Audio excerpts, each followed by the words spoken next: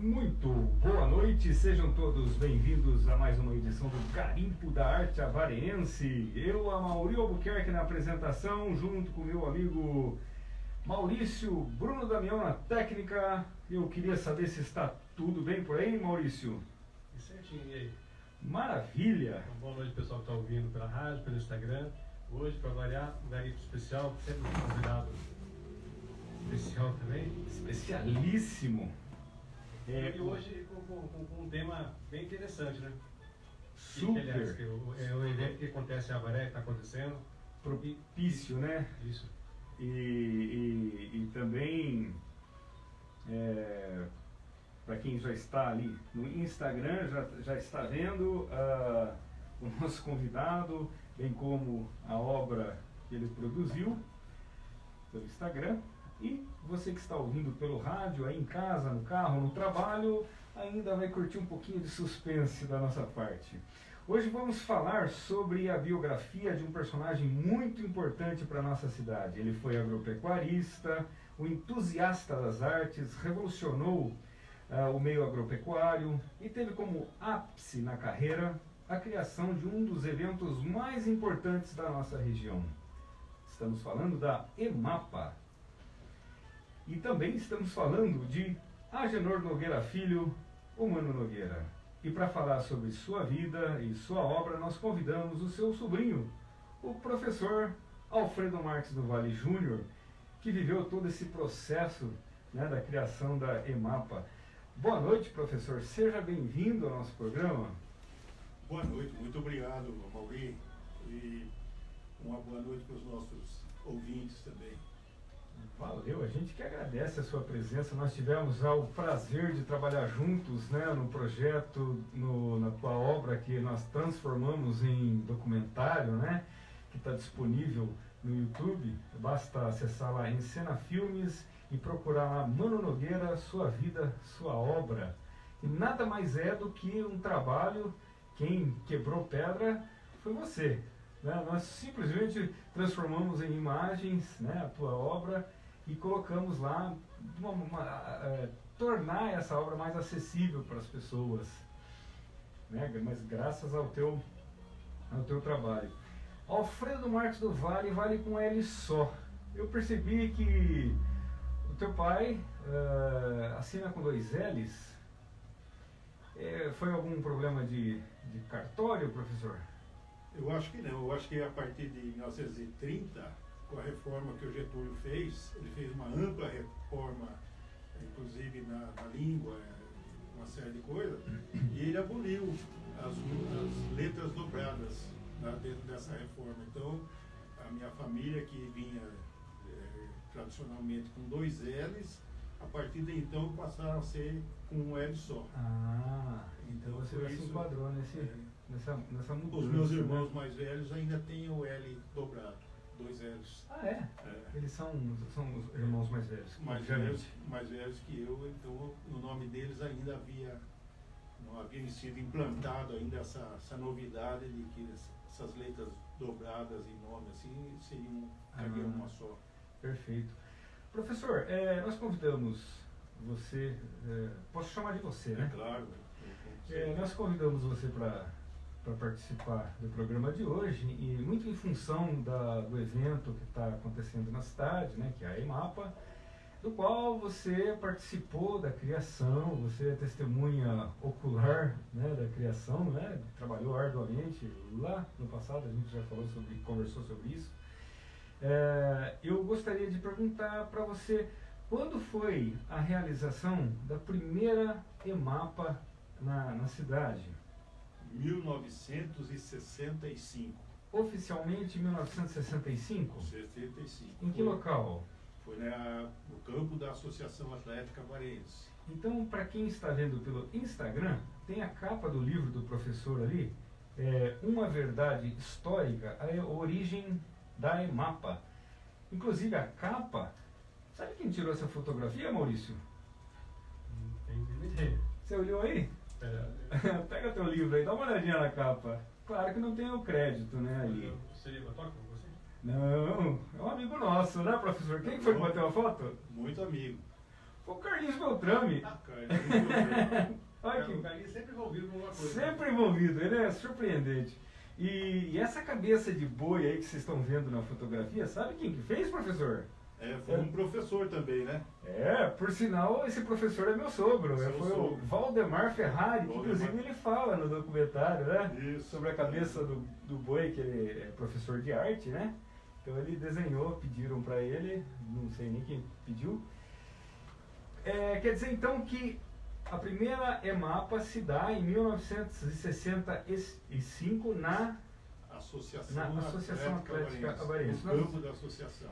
Nós estamos em 2022, 65, 2022, lá se vão mais de 57 anos. Isso. Entretanto, nós estamos vendo que essa exposição de agora está aí como 52ª.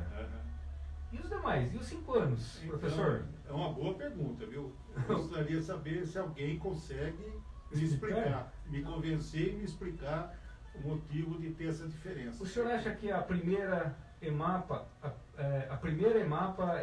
não é considerada EMAPA, oficialmente não é considerada como EMAPA? Foi lá que surgiu o nome EMAPA. Então ela foi chamada de primeira EMAPA, né? E o nome foi dado também por uma outra pessoa, que não fomos nós que demos o nome. Foi numa reunião que houve e uma pessoa falou assim, eu tenho uma sugestão de nome.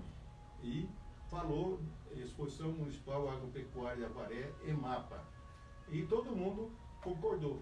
Isso está registrado, inclusive, em vídeo. Palavras do Clóvis Guerra, né? Isso. Do pai do Clovinho. Do Tininho, Negrão. Eles participaram, inclusive, né? Disso.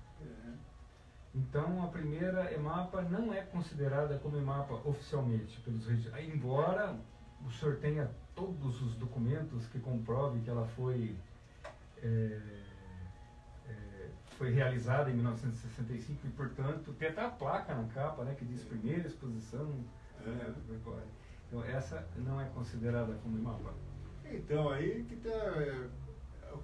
na verdade, a EMAPA, quando ela surgiu, estava havendo assim uma onda de transformação na cidade, política inclusive, né?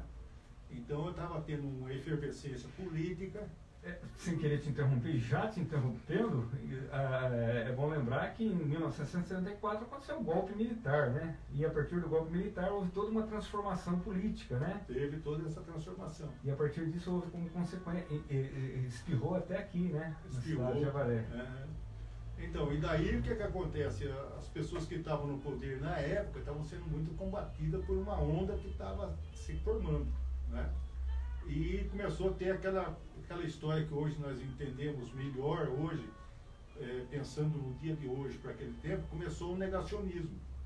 Se começou a negar as coisas que estavam acontecendo. Então a EMAPA no início ela foi totalmente negada.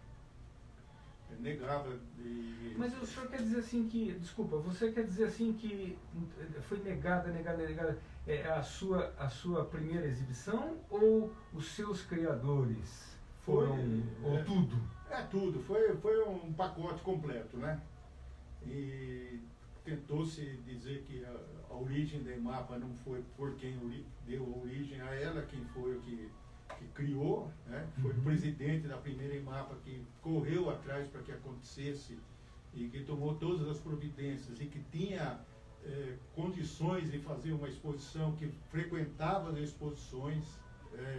Havia uma exposição em Itapetininga e ele era um frequentador contínuo de Itapetininga. Ele, o Mano Nogueira, o seu tio. Isso, o Mano Nogueira.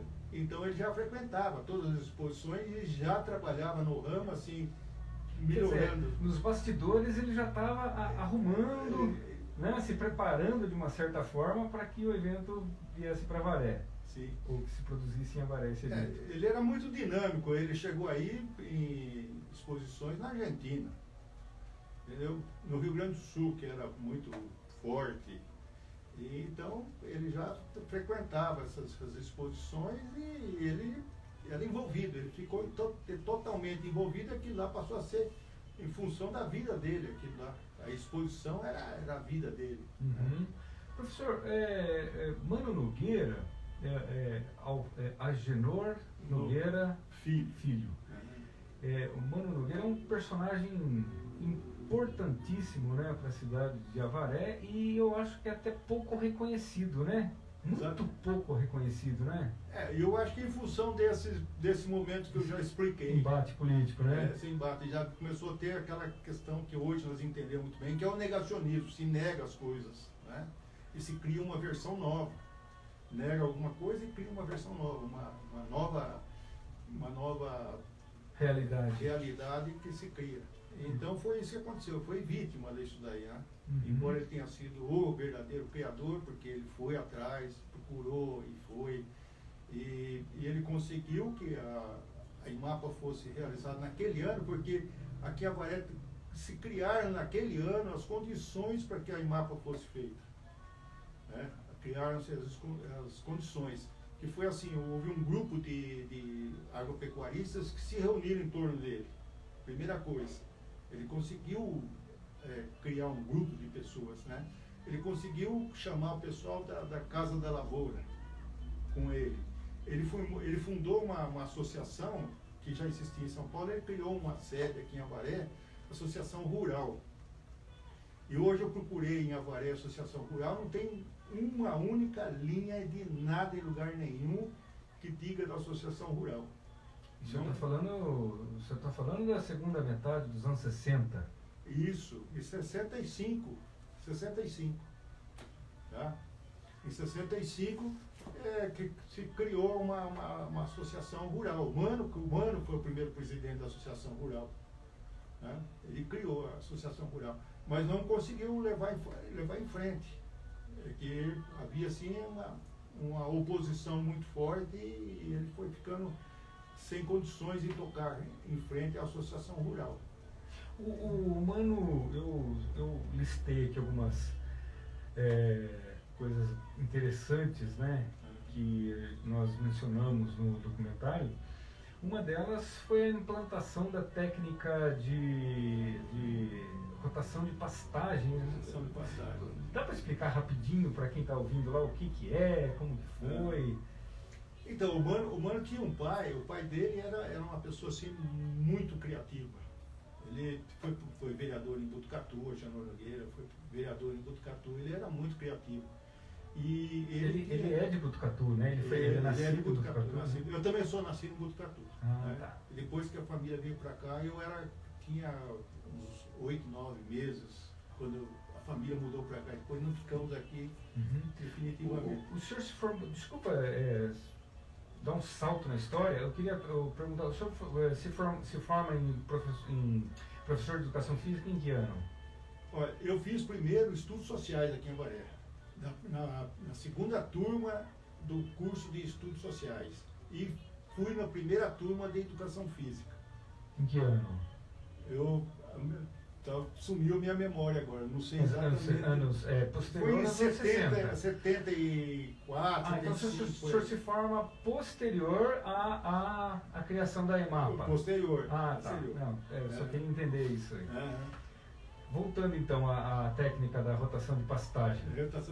Então, o pai do Mano, ele já tinha observado que um pasto assim muito grande, assim, com gatos esparramados, o gato come aqui, come ali, come aqui, come ali, vai ficando, acabando todo o pasto na área total. Aí ele começou a dividir. Daí ele começou a ver que ele concentrava o gado para comer num lugar, em piquetes, né? Piquete, comia naquele piquete, quando acabava de comer aquele piquete, passava para o outro piquete. E assim ia indo. Enquanto isso, o primeiro ia crescendo. O primeiro ia crescendo e terceiro. tal. Então essa foi a ideia da rotação. Mas ele fez na fazenda dele, para ele fazia, funcionava. O pai do Mano Nogueira. E aqui em Avaré deve ter sido um dos precursores nessa técnica. Então ele foi assim, ele foi um dos primeiros a começar a falar, e ele que nomeou como rotação de passagem. Foi ele que nomeou. Porque o pai dele fazia empiricamente e funcionava, mas não tinha dado um nome, não vamos dizer assim, né? Uhum. Então ele começou a falar de rotação de passagem, que é importante fazer a rotação.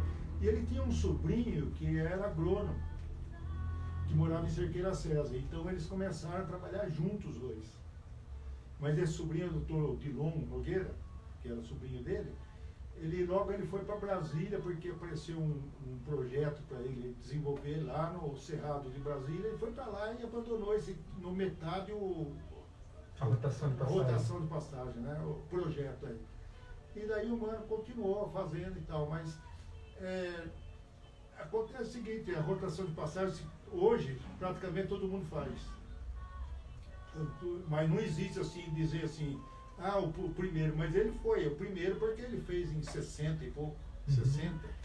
Uhum. Professor, ainda dentro desse tema, o Mano detectou lá nos idos lá dos anos 60 que o capim que o gado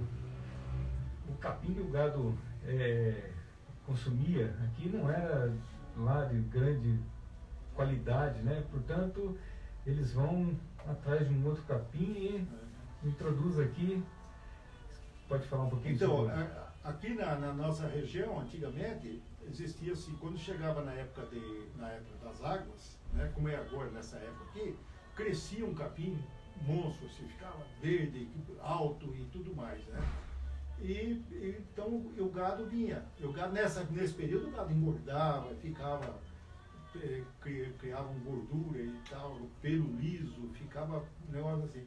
Aí passava o tempo das águas, esse capim simplesmente desaparecia. E o gado ficava aí catando uma raminha aqui, uma raminha ali, uma aqui, uma aqui. Isso aí incomodou muito o Mano, né? E ele falou, tem que ter uma solução para isso, né? Porque inclusive a nossa região aqui de Avaré aqui, tem muita areia, né?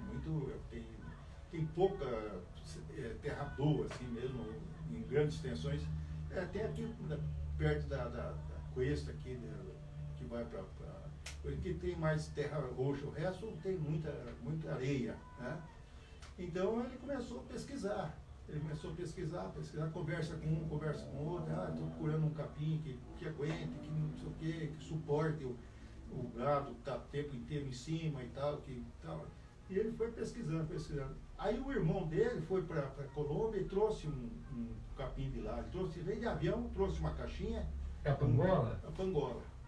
Ele trouxe a pangola. Então, trouxe a pangola, esparramou a pangola e tal, não sei o quê, e ficou bonita. Mas era na época do outro capim que já existia nosso aqui. Ela acompanhava o ciclo do nosso capim.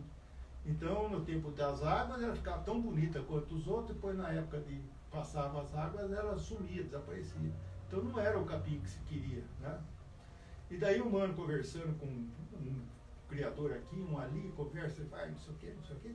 Daí os caras falam assim, lá no norte do Brasil, tem um capim lá que aguenta o ano inteiro. É um capim resistente, que foi, como saiu de lá, que era uma região assim que tem muito sol, muita coisa assim, mas é um capim que aguenta, né? E ele foi lá pesquisando e tal, e trouxe. Aí ele trouxe para cá a braquiara. A braquiara. A braquiara. Que hoje é uma praga no quintal É uma de todo praga, mundo. é uma praga. Hoje é praga. Ela dá um ano inteiro. Uhum. Resistente, né? Resistente. E para o gado deu certo? O gado deu certo, mas o cavalo já não come a braquiara. Entendeu? O cavalo já não come a braquiara. E a pangola ela é resistente. Você pode pôr gado e tal, não sei o quê. E para a rotação ela é excelente. Você põe ela lá, faz o ano inteiro, você usa o ano inteiro. Então, Mauro, ele foi responsável pela técnica, a introdução, né, da técnica rotação de pastagem na nossa região. Depois foi lá buscar a pangola e a braquiara, a gramínea, né? A pangola foi o irmão dele que trouxe. Foi o irmão. O irmão, Ele trouxe a braquiara, né? A braquiaria. É. E em seguida ele introduz a técnica da inseminação artificial nos animais, no rebanho dele. Na verdade não foi ele que introduziu, porque é uma técnica, né? Mas ele descobriu que essa técnica estava sendo começada a usar. E ele foi atrás, então ele descobriu que em Piracicaba lá estavam já fazendo a técnica e tal. Ele foi e começou a conversar com o pessoal e tal, não sei o que, foi se inteirando do que, como é que era, como é que não era e tal. Ele criou um grupo de pessoas lá, todos amigos deles e tal, e aí ele falou para os caras, ó, eu estou interessado, eu gostaria de usar e tal, não sei o que, mas nós estamos em fase de pesquisa ainda. Ele falou assim, então foi o seguinte, vamos fazer a pesquisa no meu gado, vamos pesquisar. E colocou o gado dele à disposição. Aqui na fazenda dele, né? Em Barra Grande.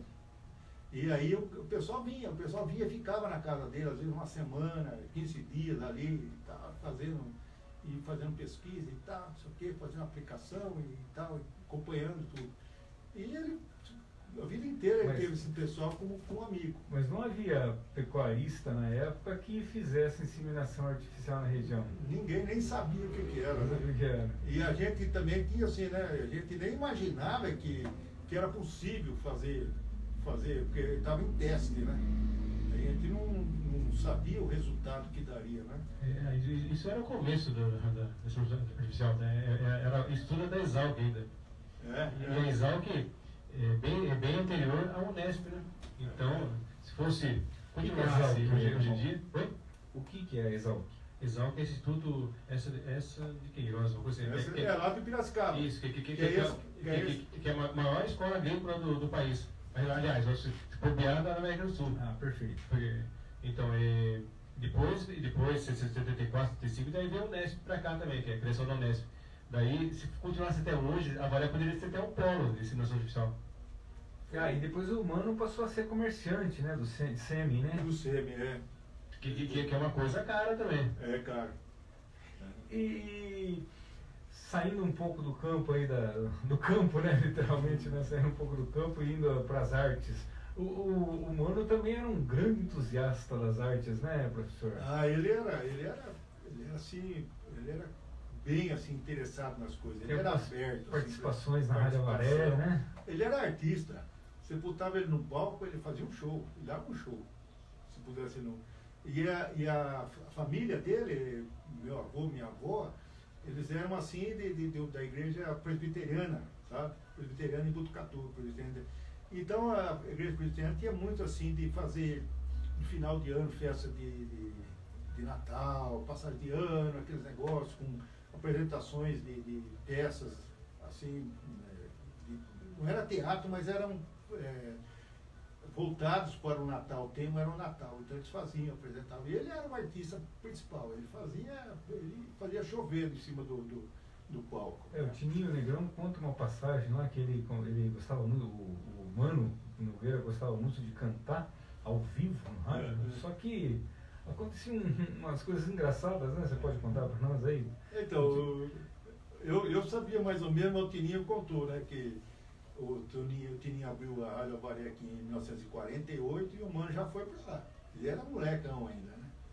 E começou a trabalhar e tal. E ele tinha, assim, uma voz bem impostada, assim, microfone, assim, ele falava com impostação e tal. Ele tinha toda uma técnica de falar e tal.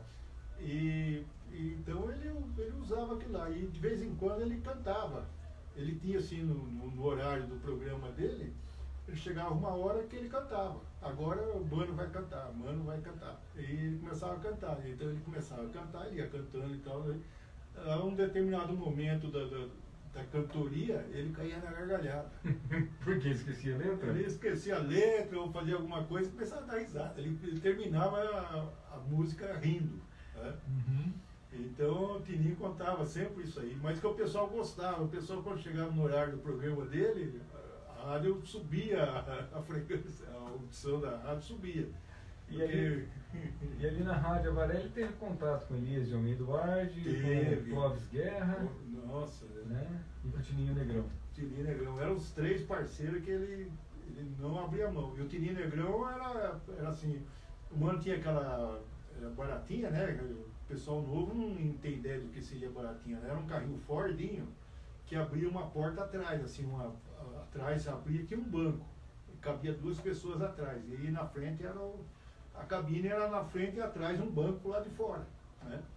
E o Mano, quando ele começou a namorar a mulher dele, que depois ele casou, a noiva, e o Tininho ia no banco de trás, e esse banco é chamado Banco da Sogra, que pessoal fazia assim, quando alguém queria sair com uma menina, tinha que levar a sogra, punha a sogra num banco atrás e ele ia guiando e a namorada do lado, né? E a sogra atrás. Então eu brincava com o Tininho, falava assim, você ia no banco da sogra, né? Ou segura a vela agora. O professor, vamos voltar na história novamente. Eu queria que você desse umas pinceladas sobre a origem da EMAPA. A origem, né, a criação da EMAPA. Como que ela aconteceu, como que surgiu, como é que foi? Então, a EMAPA foi assim, ela foi uma sequência, né? Porque o Mano começou a frequentar as exposições, começou a melhorar o gado dele para a exposição, começou a participar das exposições e tal, até que chegou num determinado momento e que as pessoas em geral começaram a conversar aqui em todo lugar que ia, conversavam. E ele começou assim, ele levou um gado na exposição de Itapetininga, um gado de corte, não era de corte, era de leite, e ele ganhou o primeiro lugar lá com esse lote de gado. Então, inclusive no teu livro tem a foto desse touro, né? Tem, não é só do touro, era um lote de novilhas. Charolesa, não. Dentro do leite, que dá leite aí. E holandesas. Era um grupo de novilhas holandesas. E esse grupo pegou o primeiro lugar. Entendeu? E voltou para Avaré com aquele negócio. Então, todo mundo começou em Avaré a conversar sobre, né? Que o negócio, a imprensa anunciou e tal, divulgou, e aquele negócio e tal, não sei o quê. E depois ele fez uma sociedade com o irmão dele, aquele que tinha trazido aquele abraço da Pangola, né? Da Pangola. Ele foi virar os sócios. E o irmão dele foi no Rio Grande do Sul e comprou o gado e comprou um tourinho, um garrote já para servir já, de charolês. E trazia no caminhão. E veio, olha, não sei se você conhece o Ricardo Antunes e o Roberto Antunes, que era um filho do Clóvis Antunes. Ele me conta que o pai dele foi buscar esse boi, naquele tempo não tinha caminhão de transporte de boi. E eles, os dois irmãos, o Clóvis com o irmão dele, o Edgar Antunes, eles foram lá buscar o boi pro mano, um garrotão para ele, tá? E foram com uma caminhonete. E eles chegaram lá e amarraram o boi em cima da caminhonete e trouxeram em cima da caminhonete. O bicho chegou aqui e ficou uma semana aí para se recuperar ainda. Porque não era gaiola ainda, né? Não tinha gaiola de boi. Deve ter sofrido esse animal, né? Ele trouxe, né? E esse boi depois ele se recuperou e tal, era muito bom de raça. E ele foi levado numa exposição lá em São Paulo, na Água Branca. Teve uma exposição na Água Branca e o boi estava bem recuperado, forte, bonito, bem tratado e tal, não sei o que, o mano levou para lá. E lá então o que aconteceu? Ele foi classificado como o melhor boi do Brasil na raça. Ganhou. Então, a partir desse prêmio que ele recebeu lá, o pessoal se reuniu em torno dele e vamos ver, por que não faz aqui uma exposição em Avaré? Por que não faz exposição em Avaré? Por que não faz não sei o que? E era um grupo todo lá. E daí eles fizeram uma reunião, e aí o mano pegou e falou, vamos fazer uma reunião, né? Vamos fazer uma reunião para a gente conversar sobre isso. E o mano então convocou o pessoal. Aí o mano, nessa época, ele criou a associação rural. A associação rural. E lá na associação rural eles conversaram. Várias pessoas, mas todos eles eram gente de rurais. Não havia ninguém fora. Então eles fizeram uma reunião, e nessa reunião lá, eles falaram assim, puxa, vamos fazer uma exposição, vamos fazer uma exposição. E começaram a movimentar no sentido de fazer uma exposição. Daí o mano falou assim, então vamos organizar para fazer, né? E daí aconteceu que na mesma época que aconteceu essa reunião, houve a premiação do boi e essa reunião, o mano foi convidado pelo Elias e pelo Clóvis Guerra para vir fazer uma apresentação na Rádio Avaré. Ele foi convidado aí na Rádio Avaré. Para falar sobre o sobre o prêmio desse boi, né? E o mano não foi, o mano chegou lá na Arraial Avaré e ele foi recebido pelo Clóvis Guerra, e o Clóvis Guerra falou assim: ó, mano, vamos fazer o seguinte, ó, você foi campeão e tal, não sei o que, e vamos fazer uma exposição em Avaré, tal, o que você acha e tal, não sei o que. Ele falou: mano, nós já estamos conversando a respeito e tal, não sei o que, mas eu não faço, se vocês fizerem, por que vocês não fazem? E eles queriam que eles pusessem o boi num jogo que ia ter na associação. Ia ter um jogo na associação com um time de Araraquara. E aí o boi ficaria lá só para as pessoas apreciarem. Na hora do intervalo, o boi ia dar uma volta na pista ali, na pista de corrida ali, dava uma volta e levava o boi embora. Alguém propôs fazer um churrasquinho do boi? Então, aí vai fazer isso aí, né? E daí o mano chegou e o Clóvis Guerra falou para ele, assim: vamos fazer um jogo aí, no intervalo você desfila com o boi. Ele falou: de jeito nenhum, o boi sozinho no meio de gente, um jogo de futebol, os caras gritando, os caras fazendo e soltando rojão e soltando. Aquilo lá, que assim, ideia de Jerico, né? Uma ideia assim, ele falou: mano, mas de jeito nenhum. E o Clóvis ficou insistindo com ele e tal. Aí o mano falou para ele, assim: Clóvis, por que vocês não fazem uma exposição? Faz uma exposição que eu apresento o boi. Eu ponho o boi na exposição. Faz uma exposição que eu ponho, né? Aí o Clóvis falou assim: não, mano, o que é isso? Eu mal entendo de microfone, de rádio, essas coisas. Como é que eu vou fazer uma exposição? Né? A única pessoa indicada é você mesmo, tal, não sei o que. Ele falou: não, mas não quero. Nessa hora entrou o Elias, entra na mesma hora, ele entra junto com o Clóvis Guerra. Daí o Clóvis fala para ele assim: Elias, o mano falou assim, que se a gente fizer uma exposição aqui agora, ele desfila com o boi, mas lá no jogo não vai, né? Aí ele falou: então vamos fazer. E daí passaram a conversar sobre fazer uma exposição e tal, não sei o que. Foi, conversa, vem e tal. Aí eles falaram: bom, vamos tentar, né? Daí a conclusão dos três: vamos tentar, vamos. Daí combinaram, falou assim: ó, o mano, você fala com o pessoal da Associação Rural e tal, não sei o que, da Casa da Lavoura, e nós vamos conversar com os vereadores, que era lá na prefeitura ali, né? Onde é o prédio hoje da prefeitura.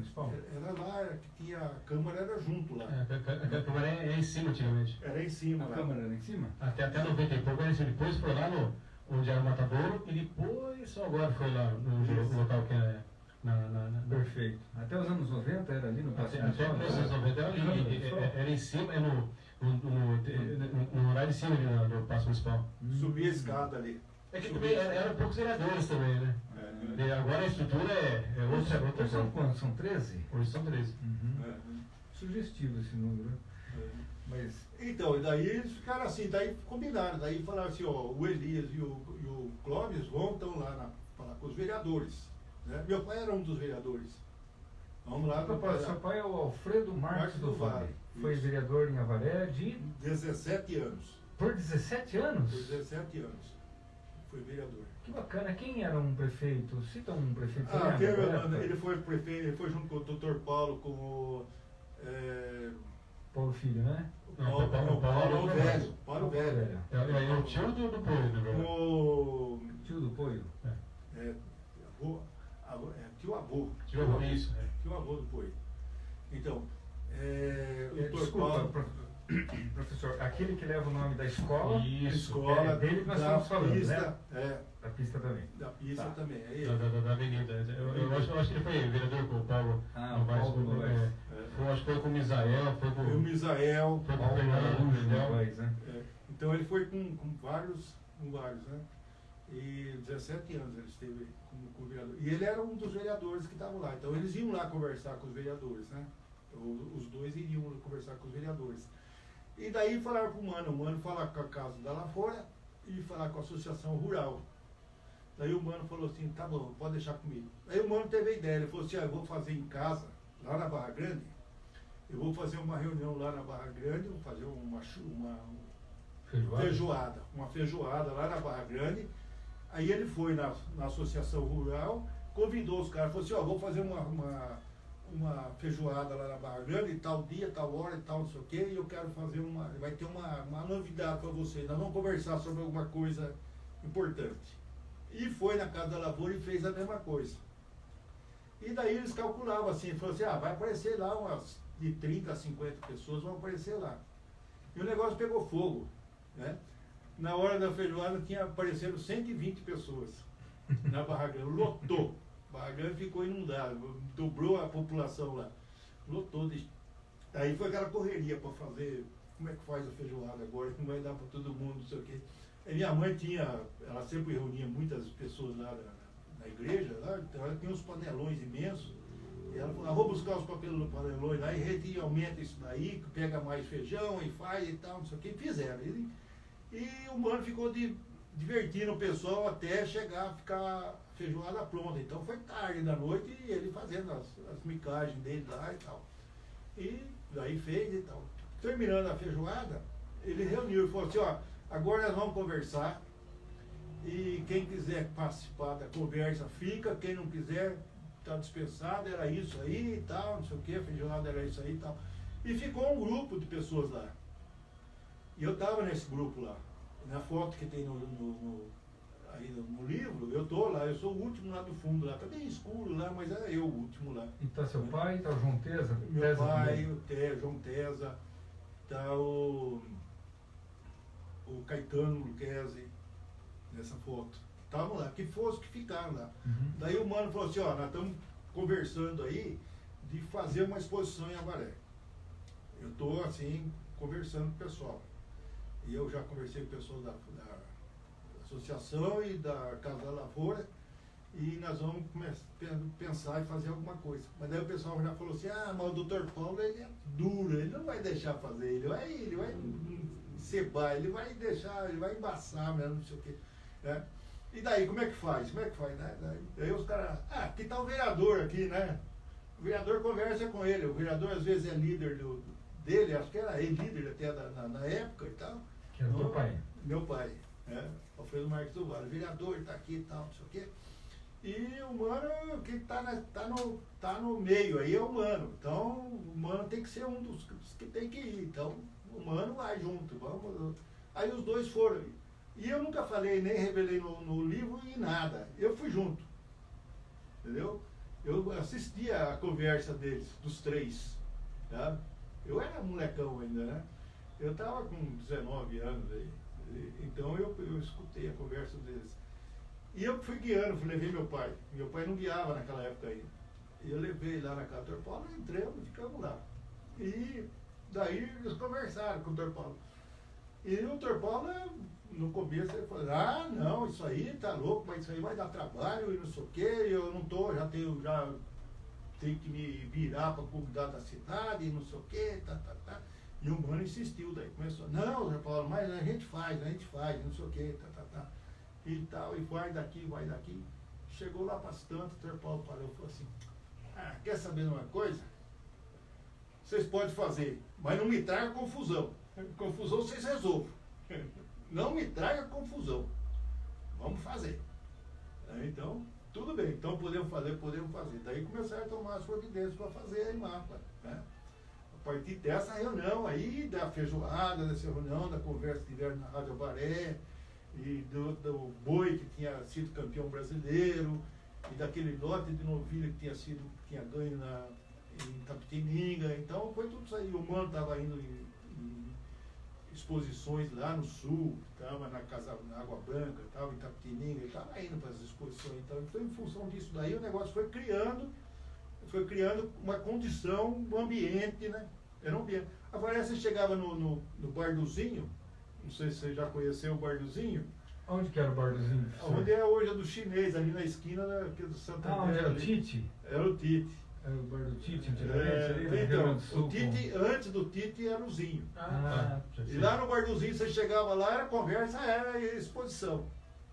Porque o mano ganhou o boi, porque não sei o quê, porque isso, porque aquilo, porque não sei o quê. Agora então falei, vamos fazer o aqui Avaré, não sei o quê.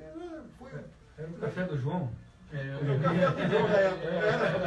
Era o café do João. Porque ali era o centro, por isso da Avaré, tinha o barzinho, tinha tinha o em frente do cinema também, que não vou lembrar o nome agora também, e tinha o Itapuã também, né? Em frente do cinema era do Chuca, né? Isso. Em frente do Chuca, era do Chuca. Mas o Zinho era mais popular, que era na esquina, e tinha a banca do Amanteia em frente. A banca ali de jornais ali do Amanteia. E o Bar do Zinho. O Bar do Zinho era o João, do João hoje. Era todo mundo. É o centro nervoso das eu ia novidades, todo né? dia eu ia lá. Todos os E das dias. fofocas também. É lembrar que é um tempo que não tinha, né? TV era poucas pessoas, Não tinha a rádio internet. que era mais aí, e jornal, que a banca ficava ali na frente, né? Então é informação de fora, muitas vezes é de pessoas que vinham de fora ou lia o jornal ali, né? É. Então, ali era o ponto mais assim, né? E aí a conversa lá era, ou seja, né? Nessa época você chegava lá e estavam conversando de exposição. Aí amanhã vai ter exposição, amanhã vai ter exposição. E o negócio foi pegando, né? E daí aconteceu, quando o Dr. Paulo, nós fomos lá na casa dele, lá que meu pai e o Mano foram conversar com ele, que ele autorizou, então pode fazer. Daí foi aquela correria, porque tinha prazos. Por exemplo, a Secretaria da Agricultura tem que autorizar. Ela que autoriza ou não autoriza a resolução. Além de autorizar, a equipe técnica que vem é uma equipe técnica completa para fazer o trabalho da exposição.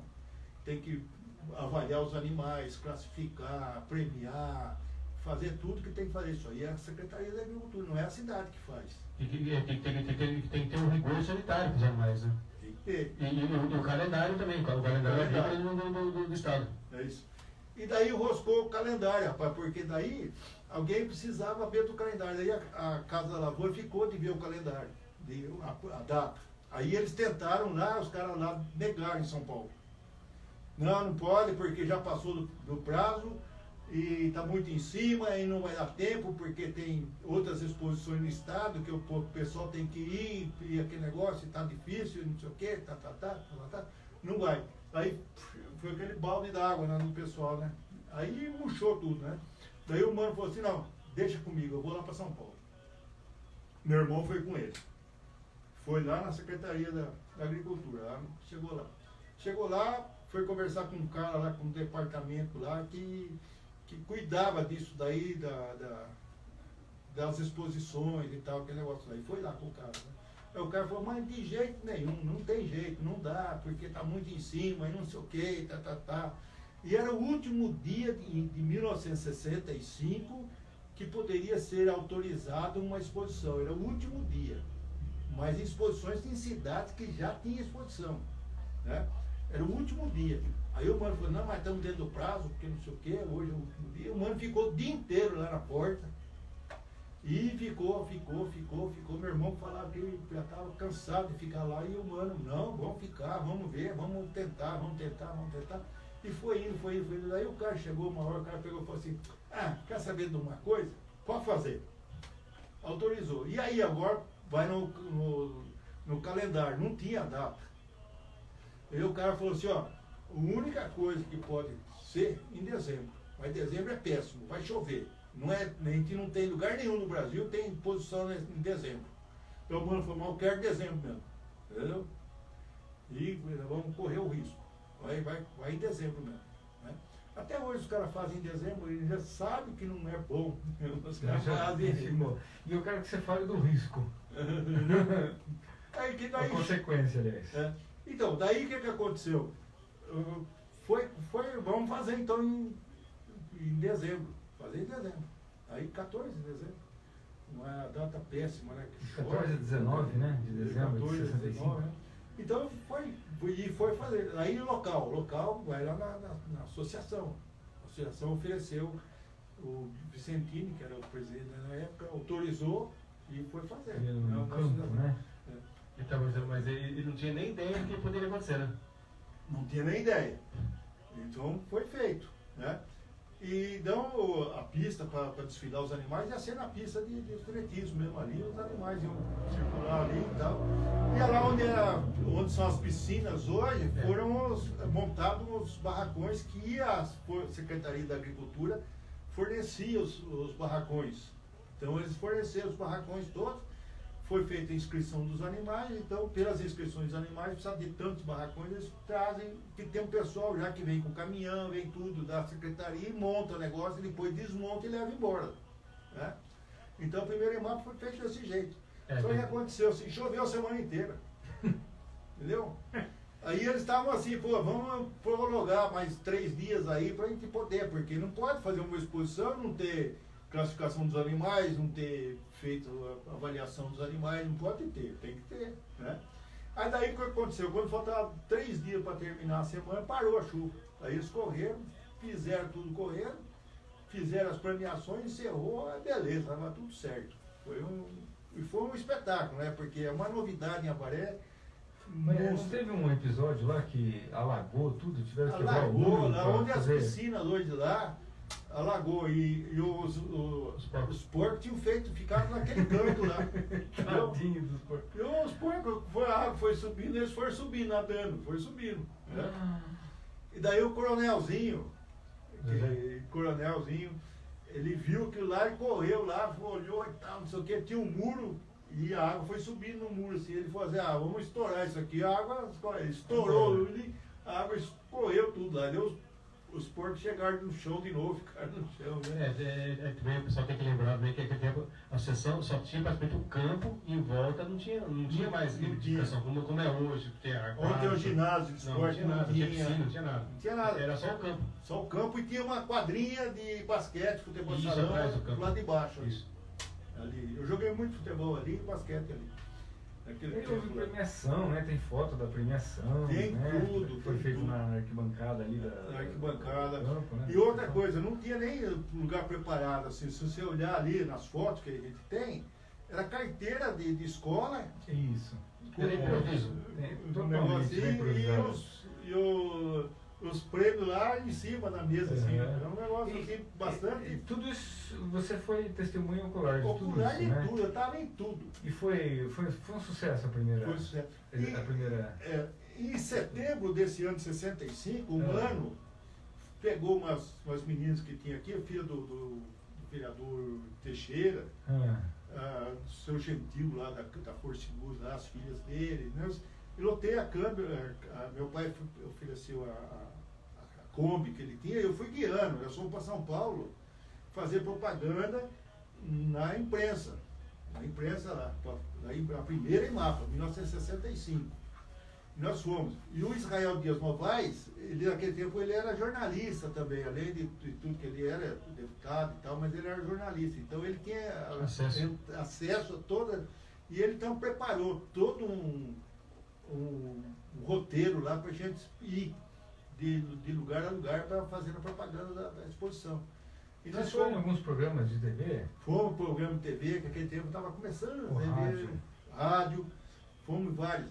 Teve um programa que aconteceu um negócio interessante, que nós fomos naquele programa de auditório, e entramos lá com as meninas tudo vestidas com essas roupas que você vê hoje em rodeio. Não existia uma única pessoa no Brasil que usasse aquelas roupas. E o Mano preparou um grupo de moças com aquela roupa para fazer campanha, propaganda da primeira EMAPA. Aquela roupa lembra mais o country americano, né? Não tem muito a ver com o sertanejo brasileiro, não né? Não tem. Então, e as moças foram todas vestidas. O Mano arrumou todas elas para ir daquele jeito lá. Então nós entramos na rádio assim, todo mundo, não sei o que. E tudo assim, tinha umas que tinham um berrante, outras tinham um chicote na mão, outras tinham uma espora, uma botina, e aqueles negócios assim. Tudo isso para fazer divulgação. Para fazer a divulgação da primeira EMAPA. Aí o doutor Paulinho viu que a primeira exposição fez sucesso, vamos. O doutor Paulo Velho, o Paulo Velho. O Paulo Araújo Novaes. O Paulo Velho. Quando eu estou falando, o Paulo Araújo Novaes. Vamos fazer a segunda então. Aí ele falou, agora, no começo ele não queria, de jeito nenhum, mas depois ele falou assim, não, agora deu o resultado, foi bom e vamos fazer. Apesar de alguns percalços, vamos fazer a segunda. Vamos fazer. E a segunda estava cotada para ser aonde, já que a associação... Então, primeiro eles queriam fazer a associação, o pessoal da associação falou, mas nem pensar. Eu acho que já foi detonado o gramado. Com certeza. Então, daí o doutor Paulo, ele era o diretor clínico da Santa Casa. né? E tinha o doutor Aristidinhos, que era médico que se clinicava junto lá. Então, quando eles terminavam o plantão deles, os dois saíam pela cidade, de carro, os dois, procurando um lugar para ver onde é que ia fazer a próxima IMAPA. Aí eles rodaram toda a periferia da cidade e tal, e viram um lugar, viram outro e tal, não sei o quê. Daí, os dois foram lá, onde é hoje e tal, não sei o quê. Ah, acho que aqui é o melhor lugar, é aqui mesmo, não sei o quê e tal. Especificamente ali na onde era o aeroporto, O aeroporto. Que foi desativado em 1960, em meados de 65, né? 64, sei lá. Olha, eu acho que foi antes, porque eu mesmo nunca vi avião aqui em Avaré. Parado lá, eu nunca vi, taxiando lá, nunca vi. Recentemente derrubaram, né? Derrubaram. E esse ano, no ano passado, derrubaram tudo. Derrubaram. Em vez de restaurar. Falta de memória. Aliás, não só o prédio do cartório, tem várias coisas. Da puericultura também, né? Não, mas falando do local, o cartório foi destruído lá, foi recentemente. E o aeroporto, o que restou dele, né? Então a segunda IMAPA foi especificamente ali naquela parte de trás, né? A parte de trás, onde era frente, né? Praticamente. Onde era o galpão, né? De aterrissagem, né? Eu acho que foi na frente ali, porque atrás tinha pista ali. Eu tô falando com base na fotografia, né? Na pista não foi. Na pista ficou fora. Mas do hangar pra cá. Isso. Né, certo? Do andar pra cá, foi a IMAPA. Onde é hoje? Praticamente aqueles barracões que tem hoje lá foram instalados naquela época. Naquela época. Tá, entendeu? Entendi. Teve algumas pessoas que de dinheiro na região, um é de Itatinga, lá, o Zé Sabe. O Zé Sabe doou um daqueles barracões lá e construiu naquela época. Que ficou definitivo. Então, mas se você olhar os pavilhões, eu não sei se hoje em dia, mas antigamente tinha assim, o nome da fazenda que era o pavilhão. Eu acho que era construído pela própria fazenda. Pela própria fazenda. O Renata está pedindo para você procurar aí nos arquivos aí a súplica cearense, porque eu vou pedir para o professor contar a história que envolve a letra dessa música, por gentileza. Vê se você encontra aí com o professor. Aí foi a segunda EMAPA ali na parte, né, da aviação ali. Olha, hoje fora daquele...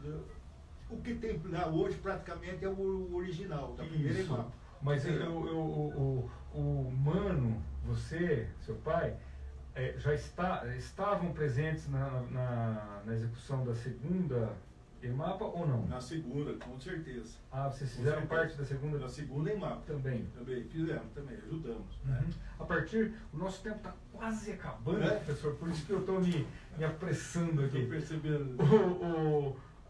Em que momento que vocês saem da jogada? Tiram vocês da jogada? Olha, o Dr. Paulo ficou até o quarto ano. Ele fez a primeira, a segunda, a terceira e a quarta. 69. Então foi assim. Só que acontece o seguinte, aquilo que eu estava contando, assim, estava tendo uma onda já de negacionista e envolvendo as coisas e tal, não sei o quê. Começou a ter um ataque assim, violento, assim, com relação ao Mano e a IMAPA e tal, não sei o quê, E aí o Mano teve que, na segunda IMAPA, ele teve que se afastar. Porque o negócio estava tão assim. É mesmo? Violento que teve que se afastar. Ele se afastou. Ele se afastou, então ele foi presidente da primeira e da segunda IMAPA. Na terceira já não foi ele. E se você olhar na história, a terceira, a quarta IMAPA, não tem presidente da IMAPA. É o prefeito, né? O prefeito. Intendente, falava, né? O prefeito é intendente da coisa. Entendeu? Não tem. Agora, nas IMAPAs em geral, tem o presidente da IMAPA. Então a primeira e a segunda foram Mano. Tá certo? E depois deslanchou. Porém, o Mano continua nos bastidores, né? Continua nos bastidores. Então o Dr. Paulo tinha o Mano como o braço direito. O cara que fazia os contatos. Trazia o pessoal no começo, foi tudo o Mano que trouxe. Tudo era, no começo era um Mano que tinha contato com as pessoas. Eu me lembro que você falou que nesse período ele expunha, mas ele não era mais presidente, né? Não era mais tinha presidente. Título de presidente, né? Não. E nas EMAPAs em sequência, na sequência, vocês tinham apenas um título lá, alguma coisa lá para você entrar. Existia assim, eu tinha assim um passaporte. Um passaporte. Então o pessoal que era envolvido assim, na direção da IMAP, que estava na organização e que ajudava, eu na verdade não tinha nenhum título oficial lá, mas eu era da organização. Então quando o mano precisava de alguma coisa, ele me chamava, vem cá, vai buscar tal coisa para mim. Lá eu ia. Entendeu? Vai buscar não sei quem lá, que chegou na rodoviária. Eu ia.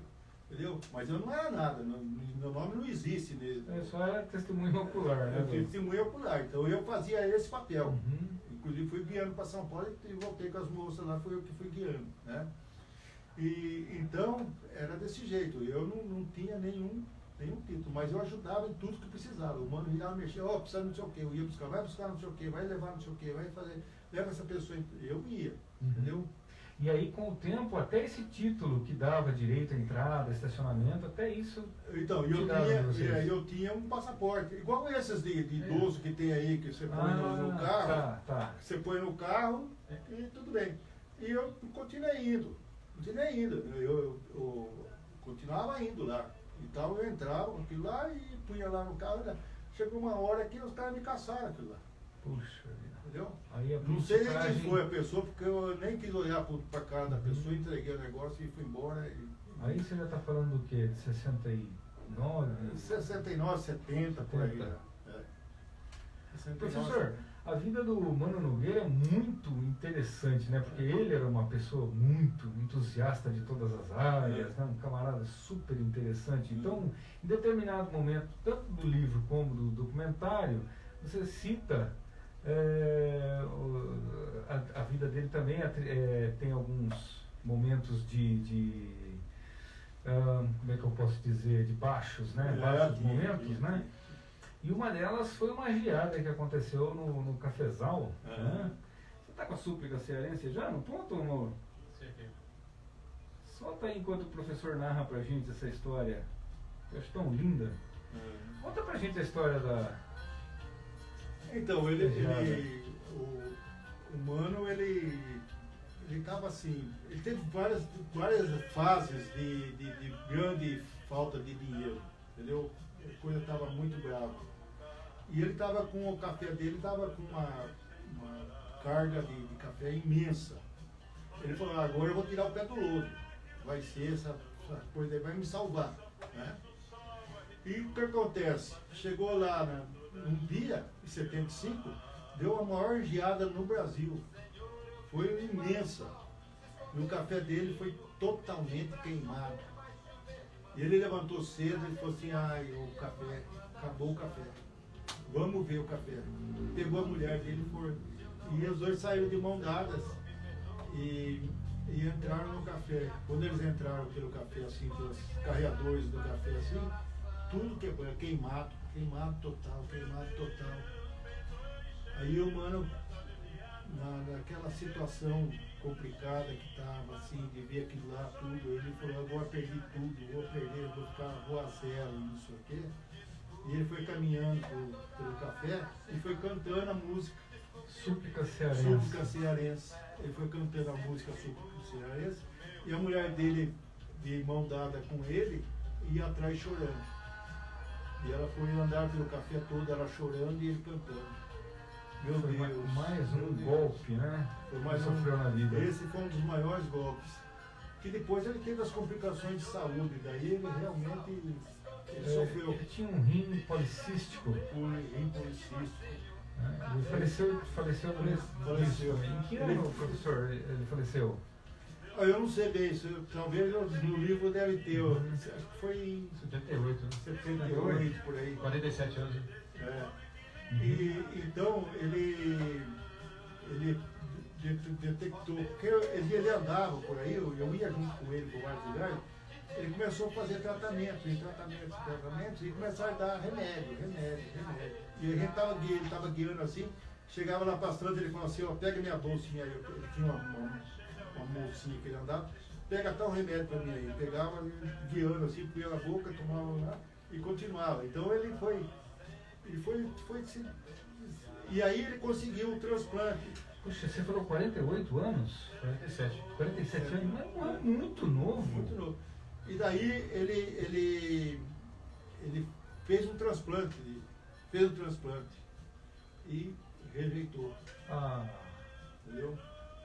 Daí ele ficou esperando um segundo, entendeu?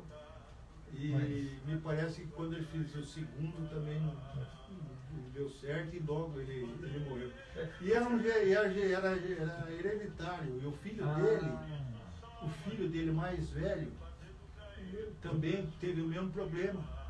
E já que nós estamos na tragédia, a mãe doou um rim para o filho. E então foram fazer o transplante, 2 equipes trabalhando e tal. E houve um descompasso de uma equipe para outra e perdeu o rim que ela doou. E ele não pôde receber o rim da mãe e já estava aberto para receber o rim. Não me conte. Então, depois ele perdeu aquele lá, depois ele fez um outro, mas não aguentou, logo ele faleceu. Puxa vida, pai e filho, faleceram pela mesma causa. Ô professor, então uma outra pergunta aqui na ponta da língua também. Quem foi então, para a gente arrematar essa conversa, quem foi o grande idealizador da EMAPA? Olha, para mim é um Mano. Mano Nogueira. Entendeu? Porque ele andando para as exposições por aí, ele já conversava de ter uma EMAPA, de ter não uma EMAPA, uma exposição, de fazer uma exposição. Ele conversava com muitas pessoas. E por que mais. A literatura variense não menciona, então, o nome dele como criador do evento? É aquela questão que eu estava falando para você, né? Eu acho que é uma questão meramente política. Política, né? Na época, ele era, vamos ser claro assim, tinha a UDN e o PSP. O Dr. Paulo era o UDN. O UDN era um dos partidos em que a ditadura, né, o golpe militar, acabaram-se com todos os partidos e formaram-se apenas 2, né? O UDN e a... Antes, aqui em Avaré tinha o PSP, Partido Social Progressista, e a UDN, que disputavam a prefeitura. Então a prefeitura é alternada entre um e outro. Entre o PSP e a UDN. Mas dentro desses 2 partidos, englobavam-se todos os partidos que já existiam antes dessa ruptura, não, né? Existia vários outros menores, mas eram só participantes do negócio, mas eles não tinham, assim, grandes projeções, né? Eram os 2 partidos que eram hegemônicos, que dominavam a cena política, eram os 2. E era a disputa dos 2 que funcionava na cidade. Então, nessa disputa dos 2, nessa daí o Mano foi de roldão. Entendeu? Foi o quê? Foi de roldão. Ele foi derrubado.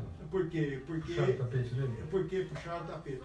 Porque ele era muito amigo do Dr. Paulo, que era da UDN, mas ele tinha muitos amigos do PSP. Entendeu? E então, mas ele vivia com o Dr. Paulo, porque ele precisava. E ele também tinha uma amizade muito grande, não só com o Dr. Paulo, como toda a família do Dr. Paulo, ele tinha uma amizade muito grande. As pessoas frequentavam a casa dele, ele frequentava a casa do Dr. Paulo e dos parentes dele. Uma vez eu fui almoçar com ele na casa do Dr. Paulinho. Eu era criança, praticamente. É um cara bastante influente, bastante né? Influente. Então, no documentário a gente salvou um áudio, né, que você preparou, de 1964, acho que ele devia ser aqueles gravador de rolo. Né, ele falando, a irmã declamando, aí ela errava, aí caindo todo mundo na gargalhada, né? E a gente aproveitou e inseriu esse material no documentário. Professor, o nosso tempo estourou. Eu queria saber, tem mais alguma coisa que o senhor gostaria de falar que a gente não perguntou, que a gente não tocou no assunto, mas que você acha relevante de falar? Eu acho que o relevante disso tudo aí que eu achava que merecia na EMAPA uma placa comemorativa à participação do Mano e do Dr. Paulo, que foram as duas pessoas que realmente foram os originais da IMAPA. O Dr. Paulo autorizou como prefeito e o Mano idealizou e batalhou e organizou. Atrás, né? Só que lá na IMAPA não existe uma única menção ao prefeito Dr. Paulo Novaes, que foi ele que fez a IMAPA, tá certo? E o Mano deram uma roelinha para ele lá agora, entendeu? Eu ia comentar com você. Quando, na ocasião do documentário, eu fui lá para ver se tinha algum vestígio de Mano Nogueira, nome das Alamedas lá, não tinha absolutamente nada na época.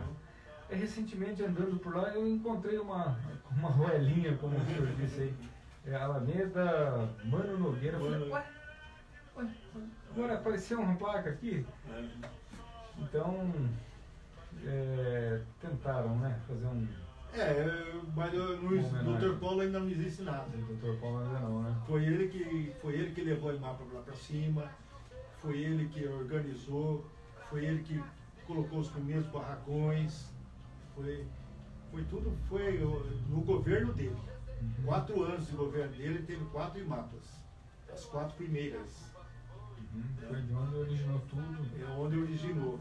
E hoje você vê o sucesso do que se transformou, né? E a IMAPA de hoje deve ser bastante diferente da... Totalmente. Aí daria um programa completo falar sobre esse assunto, daria um novo programa. Joia. Professor, muito obrigado pela disponibilizar o seu tempo para vir aqui bater um papo com a gente. Eu espero que tem projetos para um novo livro. Esse livro, quem quiser comprar, encontra onde? Está esgotado, totalmente. Esse livro está esgotado. Está esgotado. A gente estava falando nos bastidores que você tem intenção de reescrevê-lo? Talvez eu já comecei a rascunhar algumas coisas, sabe? Mas eu vou Vai entrar histórias novas? Coisas que não entraram no primeiro livro. Estou fazendo assim uma releitura das épocas, tá certo? Daquela época, das épocas... Um contexto histórico? Um contexto histórico das transformações que foram ocorrendo para chegar no que está hoje. Entendeu? Isso aí eu estou tentando... Que bacana. Porque hoje você anda pelo município de Avaré, você não vê vaca e nem vê mais cavalo. E Avaré já foi a capital do cavalo. É verdade, né? Você anda por aí, não tem. Apesar que meu bairro ali, rapaz, de vez em quando... Você mora na divisa, assim. O que tem de vaca e cavalo que anda pelas ruas ali... Não são cavalos de exposição, nem vaca de exposição. Não, absolutamente. Aquele gado fino, o cavalo de raça, aqueles negócios, eu acho que já deixaram Avaré. Né? Eu não vejo quase. E existe também uma crítica com relação... Eu não sou a pessoa mais indicada para falar sobre isso, porque eu não entendo nada, mas existe uma crítica aí, diz que todo o dinheiro de impostos arrecadados com essa prática aí, não fica em Avaré, vai para fora? Isso realmente eu não sei. Eu também desconheço o assunto. E o comércio da IMAPA? Você está falando de leilão, né? O que é arrecadado de leilão. Provavelmente. Então, o comércio, né? O comércio que existe lá dentro, né? Por exemplo, aquelas barraquinhas lá de churros e não sei o quê. Isso aí é contrato deles, de quem organiza, de quem pegou uma licitação para organizar. Então, é eles que distribuem os estandes, assim. Então, esse dinheiro não vai para Avaré. Já se falou muito sobre isso, né, Maú? O quão interessante seria se o comércio de Avaré expusesse lá no recinto durante a IMAPA, né? Então, o senhor Yolando Faria, ele foi o tesoureiro da IMAPA da segunda, acho que é da segunda a oitava. Tem até a foto dele no livro. Ele foi. E ele dizia que aquilo lá era uma mina de dinheiro, que a IMAPA dava muito lucro. Para a prefeitura? Para a prefeitura, e a prefeitura reinvestia tudo lá na IMAPA. Então, basicamente, o que tem hoje lá é fruto das primeiras IMAPAs que foram construídas, aqueles barracões e tudo mais. Que legal. Entendeu? O Yolando Faria, eu tenho uma declaração. É bacana dele. Que esse livro que você publicou, ele não você não está falando, jogando palavras ao vento, né? Ele está todo embasado em documentação. Tanto que você diz aqui que é uma verdade histórica, né? Você não está inventando nada, né? Tudo que você fala ali está documentado, né? Professor, muito obrigado presença hoje aqui no programa. Eu que agradeço. Espero, no lançamento de uma reedição desse livro, espero que você volte aqui lançá-lo para a gente bater papo de novo. E quem sabe a gente não faça aí um segundo documentário, né, sobre esse material. Maurício, alguma colocação, alguma consideração? Eu acho legal esses dados, porque, como eu te falei, teve um dia que eu, no serviço, eu peguei esse livro na escrivaninha de alguém. Eu falei, ué, peguei esse livro. Era uma história totalmente que eu desconhecia. Sim, para mim era outra coisa. Daí eu comecei a ler, falei, nossa, parece que não conheço ninguém aqui. Daí fui vendo que é uma coisa que foi meio que apagada assim, da memória. Daí eu achei interessante, lógico, eu gosto de história de Avaré, não só de Avaré, né, mas de Avaré principalmente. E assim, eu peguei o livro e comecei a folhear, falei, nossa, uma coisa que eu, assim, para mim era outra história. Daí eu falei que embasava, tem um decreto do Paulo Araújo Novaes, fazendo como é que fala? Porque ele tem que liberar dinheiro na Câmara para fazer a primeira imapa, que foi o decreto de 65 de novembro. Depois fala tem a comissão organizadora que foi nomeada, então, que o Mano Nogueira é o presidente. Daí tem toda, não dá para todo mundo aqui, mas o presidente foi o Mano Nogueira, o secretário Wellington Ribeiro, agrônomo. Então, o Luiz Lopes Galvão, tesoureiro, o assessor Somar Alves, depois tem vários membros, comissão de honra, comissão de julgamento, comissão auxiliar. Assim, são vários nomes que é difícil falar todo mundo agora. Mas eu achei bem interessante. Isso que você estava falando, essa impressão que você teve, né, de que não conhecia ninguém, não conhecia os fatos, né, é meio que generalizado, né? Se você olhar os livros de história de Avaré, quase que o Mano Nogueira meio que está apagado da história da cidade, né? Eu não sei quanto a Barra Grande, se tem uma coisa dele lá, assim, se tem rua, se algum... Não só dele, como do Venâncio Ali na estação velha ali, da Barra Grande ali, foi colocada uma plaquetinha assim, né? Centro Social Mano Nogueira. Uma plaquetinha. Na época que funcionava, né? Né?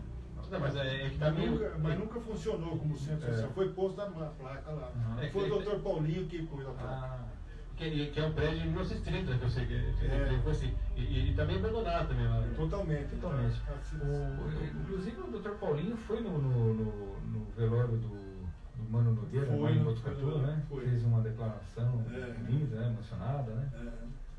Professor, mais uma vez, muito obrigado. A gente precisa encerrar, porque já extrapolamos aqui o horário. Eu que agradeço. Valeu. Olha, o que tem quinta-feira? Quinta-feira? Tem jogo? Não, jogo é sexta. Jogo é sexta. Tá acompanhando jogos, professor? Estou acompanhando. Hoje, torcendo pro Brasil? Hoje, torcendo pro Brasil, mas hoje Portugal. 6x1. 6x1. Meteu o chocolate nos chocolateiros. É mesmo. Então na quinta-feira a gente volta no fanzine. Estou pensando em fazer um especial George Michael. Legal também. Bora. Opa. Valeu, você que ficou com a gente aí no Instagram, você que está aí em casa, no carro, no trabalho, muito obrigado pela audiência, como sempre a gente diz, boa noite e até quinta-feira.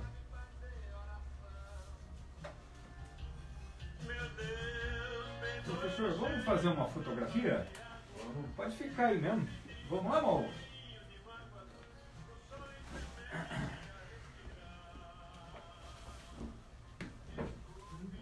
A Renata pediu para colocar. Vai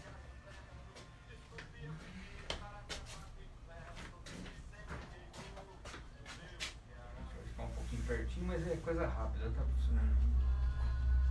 Isso aqui seja fora do. Até aparecer o delay lá? Tem um delayzinho aí. Fala mais aí, ó. Professor, levanta um brinde aí com a sua caneca aí virada pro garimpo aí. Pode apontar para a câmera lá. Lá, ó. Aqui o celular lá, professor. Aqui lá? Lá. Agora que nós estamos entrando na. Lá. No computador, tá vendo? Sim. Aí, beleza. Então vamos lá. Os três mascarados. Valeu, Renata! Joia! Obrigado, professor. Obrigado a você. Já foi. A minha esposa fica lá do outro lado, Ah, pra... tá fazendo as fotografias. Então deixa eu